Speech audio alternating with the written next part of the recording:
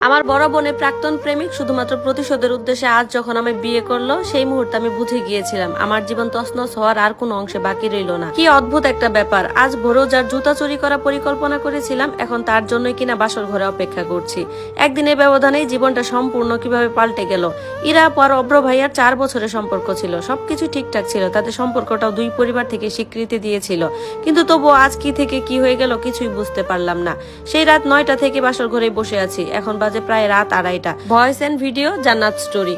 তবুও অব্র ভাইয়ের আসার কোনো নামই নেই, তিনি আদৌ আসবেন কিনা তার ঠিক নেই। পুরো রুমটাই অগোছালো হয়ে আসছে, জিনিসপত্রে ভাঙা টুকরাগুলো চারপাশে ছড়িয়ে ছিটিয়ে রয়েছে। এখানে যে কেউ নিষ্ঠুর ভাবে তার ধ্বংসাত্মক রাগ ঝেড়েছে তা স্পষ্টই বোঝা যাচ্ছে। তারই মাঝে কোনো মতে ফুল দিয়ে সাজানো বিছানায় আমি বসে আছি। আজ এখানে কার থাকার কথা ছিল, আর কে বসে আছে একেই বলে ভাগ্য।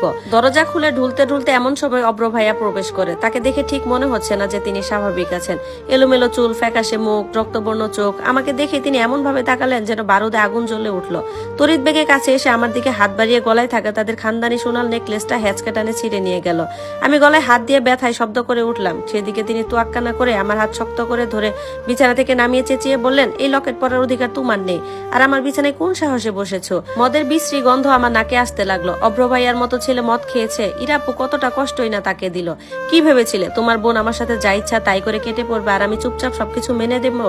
ইরাকে কিছু বলতে পারলাম না ঠিকই, তাতে কি, এবার তার প্রিয় মানুষটিকে না হয় শাস্তি দিব, তিলে তিলে জ্বালিয়ে মারবো তোমাকে, প্রস্তুত থেকো। কথাটি বলে একটা ঝটকা দিয়ে তিনি আমাকে ছেড়ে দিলেন। কথাগুলো বলার মতো শক্তি হয়তোবা তার কাছে ছিল, কেননা তারপরেই তিনি বিছানায় গায়ে লিয়ে পড়ে রইলেন। তার থেকে দৃষ্টি সরিয়ে সামনে থাকা ভাঙা আয়নায় নিজের বউ সাজে প্রতিফলনে চোখ পড়তেই বুকের মধ্যে ধক করে উঠল। সব মেয়ের মধ্যে কতটা আশা ছিল এই বউ সাজা নিয়ে, কিন্তু আজ সবকিছু দুঃস্বপ্নের মতো মনে হচ্ছে। অভ্র ভাইয়া ঠিকই বলেছে, আপু সব থেকে প্রিয় মানুষ ছিলাম আমি, কারণ আপুর করা সব দুষ্টুটি আমিই ঢাকতাম। ছোট থেকে একটু দুষ্ট হলেও আমি ছিলাম মা বাবার মধ্যে একদম বাধ্য সন্তান, আর ইরা আপু একটু জেদি আর একরুখা টাইপের। বাবা মার কথা খুব কমই শুনতো, তাই আমাকে দিয়ে বাবা মার থেকে বিভিন্ন কার্যসিদ্ধি করিয়ে তার দোষ ঢাকাতে পেরে আপু আমায় অনেক আদর করতো। তবে আপুর করা এবারে দোষটি ছিল সাংঘাতিক বড়। 4 বছরের সম্পর্কের বিয়েতেও তিনি পালিয়ে গেলেন, তাও আবার কিনা অভ্র ভাইয়া সব থেকে কাছের বন্ধু মাসুদ ভাইয়ার সাথে। মাসুদ ভাইয়া, ইরা আপু আর অভ্র ভাইয়া ছিল ব্যাচমেট। অভ্র ভাইয়া দেখতে যেমন সুন্দর তেমনি প্রতিষ্ঠিত, তার বাবা শহরের নামকরা ব্যবসায়ীদের মধ্যে একজন ছিলেন।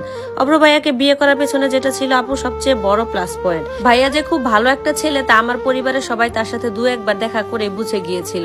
তাই তো এমন আদর্শ ছেলে পেয়ে কেউ আর বিয়েতে দ্বিমত পোষণ করেনি। আর এমন একটি ছেলেকে ফেলে ইরাপু কেন যে পালিয়ে গেল তা সবার কাছে রহস্য হয়ে উঠলো।